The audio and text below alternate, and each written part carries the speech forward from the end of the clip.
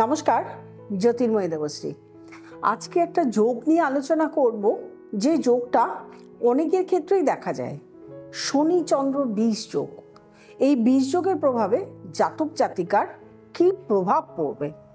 আগে আমাদের জেনে নিতে হবে শনি চন্দ্র বীজ যোগ কিভাবে হয়। অনেক সময় দেখা যায় চন্দ্রে দৃষ্টি দিচ্ছে শনি, অথবা অনেক সময় দেখা যায় শনি এবং চন্দ্র একসঙ্গে বসে আছে। তখনই কিন্তু সমসপ্তমে যখন দুজন দুজনকে দৃষ্টি দিচ্ছে তখনই যোগটা সৃষ্টি হয়, অথবা যখন এক ঘরে শনি এবং চন্দ্র বসে আছে তখনই এই যোগটা সৃষ্টি হয়। শনি চন্দ্র বীজ যোগের প্রভাবে কি হয় সেটা জানার আগে আমাদেরকে আগে চন্দ্র কি প্রভাব দেয় সেটা জেনে নিতে হবে।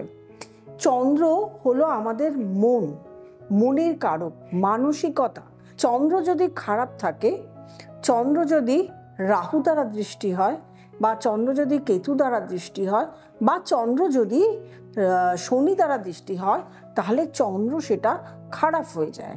আরেকটা খারাপ আছে, যেমন চন্দ্রের আগে এবং পরে যদি কোনো রকম গ্রহ না থাকে সেখানেও চন্দ্র দুর্বল হয়ে যায়, সেটাকে কেমুদ্রম যোগ বলে।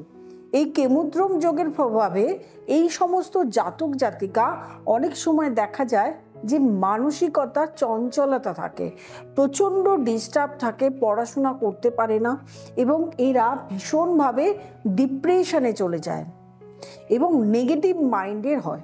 এই যে শনি চন্দ্র বা শনি রাহু শনি কেতু যে যোগটা সৃষ্টি হচ্ছে, চন্দ্রকে যে পাপক গ্রহরা দৃষ্টি দিচ্ছে, এর যে প্রভাবগুলো সব থেকে খারাপ প্রভাব হলো শনি এবং চন্দ্রের যে প্রভাবটা পড়ে সেটি হলো এই পাপক গ্রহের দৃষ্টিতে সব থেকে খারাপ যে প্রভাব দেয় জাতক জাতিকাকে, সেই প্রভাব। প্রথমত, শনি এবং চন্দ্র নিয়ে যে সমস্ত জাতক জাতিকা জন্মায় সেটা আগে ভাবতে হবে, তারা কিন্তু 7.5 নিয়েই জন্মায়। 7.5 নিয়ে যে জন্মাচ্ছে একটি মানুষ, সে যদি 75 বছর অবধি বাঁচেন, তার 3 বার সারা জীবনে 7.5 আসে। তাহলে সে জন্মাচ্ছেই যখন 7.5 নিয়ে, তখন থেকেই কিন্তু তার ট্রাভেলটা শুরু হয়। প্রায় তার 5 বছর তখন ট্রাভেল থাকে, এবং নিজের তো শরীর খারাপ থাকেই, তার সঙ্গে জাতক জাতিকার বাড়ির মা বাবা বা আত্মীয় স্বজন, ব্লাড কানেকশনে অনেকেরই সুপ্রভাব পড়ে না, নেগেটিভ প্রভাব পড়ে, অনেক ধরনের প্রবলেম আসে। যখন এই শনি চন্দ্র কানেকশন আপনাদের জীবনে ট্রানজিটেও ঘটে, শনি এবং চন্দ্র দেখা যাবে যে আপনার রাশি সেই সময় ট্রানজিটে আপনার সেখানে গিয়ে শনি পড়েছে, তাহলে কি হলো, সেটাও কিন্তু 7.5 প্রভাব তো চলছেই, তার সঙ্গে সেই কয় বছর, মানে 2.5 বছর শনি এক ঘরে থাকে, সেখানেও কিন্তু শনি চন্দ্রর একটা কুপ্রভাব পড়ছে। বা আপনার চন্দ্র শনি সমসপ্তমে বসে আছে ট্রানজিটে, সেখানেও কিন্তু শনির দৃষ্টি পড়ছে। এটা ট্রানজিটের কথা বলছি, এতেও কিন্তু আপনার শনি চন্দ্র প্রভাব পড়ছে, এবং তাতে কিন্তু নেগেটিভ এনার্জির সৃষ্টি হচ্ছে।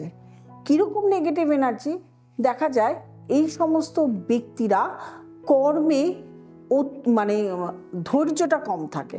অনেক ব্যক্তির ক্ষেত্রে দেখা যায় যারা প্রফেশনালি চাকরি করছেন বা ব্যবসা করছেন, একটি ব্যবসা দীর্ঘদিন ধরে করতে পারেন না, বা কিছুদিন পরেই ব্যবসাটা ছেড়ে অন্য ব্যবসা ধরেন।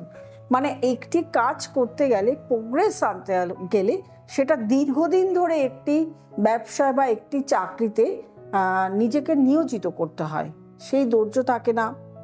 এছাড়া এদের হঠাৎ করে রেগে যায়, কনসেন্ট্রেশন পড়াশোনাতে কম থাকে, এবং শনিচন্দ্র বীজযোগ যাদের থাকে তারা যদি পড়াশোনা করতে বসে, দেখা যায় তারা এক জায়গায় বসে পড়াশোনা করতেই চায় না, তাদের ধৈর্য কম। অনেক সময় দেখা যায় যে তারা পড়াশোনার ক্ষেত্রে একটা সাবজেক্ট, মানে 11-12 ক্ষেত্রে হলো একটা সাবজেক্ট নিয়ে পড়াশোনা শুরু করলো, আবার কিন্তু সাবজেক্ট চেঞ্জ করে ফেলে। যে সায়েন্স নিয়ে পড়া শুরু করলো, হয়ে গেল কমার্সে বা চলে গেল আর্টসে। আবার ব্যবসা বা চাকরির ক্ষেত্রেও সেম প্রভাব পড়ে, কিন্তু এক নাগারে করতে পারে না। এবং এদের উপরে যদি বেশিরভাগ প্রেশার ক্রিয়েট করা হয়, অর্থাৎ অতিরিক্ত চাপ যদি দেওয়া হয়, সেক্ষেত্রেও কিন্তু তারা অতিরিক্ত চাপ নিতে পারে না। অনেকেই আমাকে ডেট অফ বার্থ টাইম না দেখিয়ে এমনিই অনেকে যারা আছেন আমাকে কিন্তু ফোন করে অনেকেই জানান।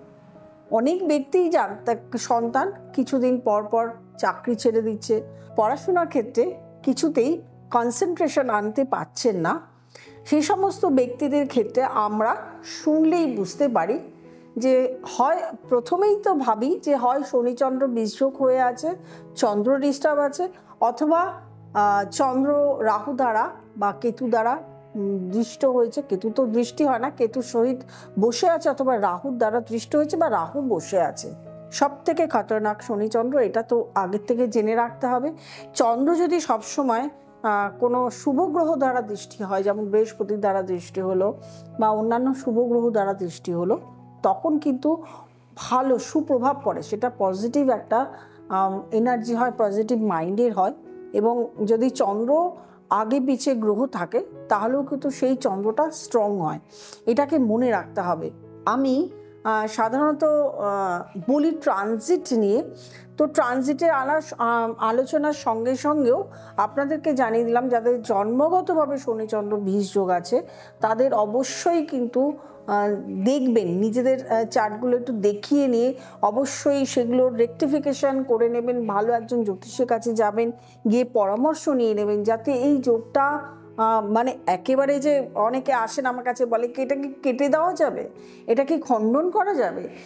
কখনোই নিজের চার্টের থেকে কোনো গ্রহকে সরানো যায় না, কোনো গ্রহকে সেখান থেকে কেটেও ফেলা যায় না, সেখান থেকে খণ্ডনও করা যায় না। প্রভাবগুলোকে, যে কুপ্রভাব দিচ্ছে সেই প্রভাবগুলোকে কমানো যায়। আপনারা যারা চেম্বারে আসেন তাদেরকেও আমি বলি, আমি এখানে অনলাইনেও বললাম, কোনো গ্রহকে কেটে খণ্ডন করে কিছুতেই কিছু করা যায় না, শুধু যে খারাপ প্রভাবগুলো দিচ্ছে সেই প্রভাবগুলোকে কমানো যায়। এবারে অনেকেই কিন্তু কমেন্টে লিখবেন আমার শনিচন্দ্র যোগ আছে ম্যাম, কি করব। সেখানে কিন্তু বলা যাবে না, আপনার শনি মানে আমাকে চার্ট দেখে বলতে হবে যে আপনার চার্টের কোথায় শনিচন্দ্র যোগ আছে, সেটা রেমেডি কি হবে, তখনকার বিচারে কিন্তু বলা যাবে। সেই জন্য কিন্তু অবশ্যই চেম্বার। যারা আমার সঙ্গে যোগাযোগ করতে চাইছেন, নিচে স্ক্রলে যে নাম্বারটি যাচ্ছে সেই নাম্বারে আমার সঙ্গে যোগাযোগ করবেন, চেম্বারে চলে আসবেন, আর অবশ্যই বুকিং মাস্ট। আর যারা আমার প্রোগ্রাম দিচ্ছেন এতদিন ধরে, আপনারা আমাকে প্রচণ্ড সাপোর্ট করে গেছেন, আমি সত্যি আপ্লুত। এইভাবেই আপনারা আমাকে সাপোর্ট করে যাবেন, আপনারা আমাকে ভালোবাসা দিয়ে যাবেন। আমিও চেষ্টা করব কীরকমভাবে ছোট ছোট জিনিস আপনাদের তুলে ধরতে, যাতে আপনারা কোনো রকম পরবর্তীকালে প্রবলেমে না পড়েন বা নিজেরাও বুঝতে পারেন যে তার জন্য আপনাদেরকে কি করতে হবে সেটাই। যারা নতুন প্রোগ্রাম দেখছেন তারা অবশ্যই সাবস্ক্রাইব করবেন, লাইক করবেন, কমেন্ট করবেন, শেয়ার করবেন, এবং অবশ্যই শেয়ার করার পরে নোটিফিকেশান যে বেলটি আছে সেটাকে অল করবেন, তাহলে আমার সব প্রোগ্রামগুলো আপনারা দেখতে পাবেন। প্রত্যেকে ভালো থাকবেন, আনন্দে থাকবেন।